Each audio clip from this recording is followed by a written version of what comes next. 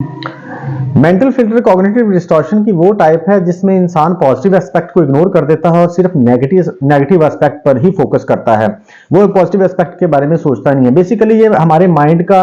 ये वो चश्मा होता है जो पॉजिटिव एस्पेक्ट को छुपा देता है और नेगेटिव एस्पेक्ट को हाईलाइट करता है, जिसकी वजह से बंदा स्ट्रेस में चला जाता है, एंग्जाइटी में चला जाता है, ओवर थिंकिंग होना शुरू हो जाती है और डिप्रेशन की तरफ चला जाता है। फॉर एग्जाम्पल, अगर कोई आपने 10 काम किए, उनमें से 9 आपने अच्छे कर दिए, एक में आपसे मिस्टेक हो गई है, तो वो जो एक में मिस्टेक हो गई है ना, उसी पर फोकस होता है हमारे माइंड का, जिसकी वजह से ओवर थिंकिंग होना शुरू हो जाती है, बंदा उसी के बारे में सोचता रहता है। अगर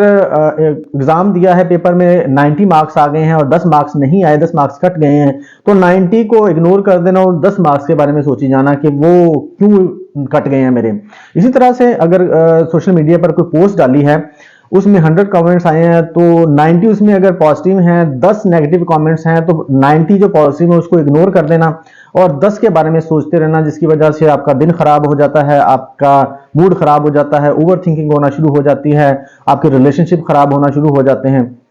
इसी तरह से अगर कोई प्रेजेंटेशन है या कोई भी ऐसा मौका है जहां पर आपको कमेंट्स मिलते हैं या आपको फीडबैक मिलता है, तो उसमें अगर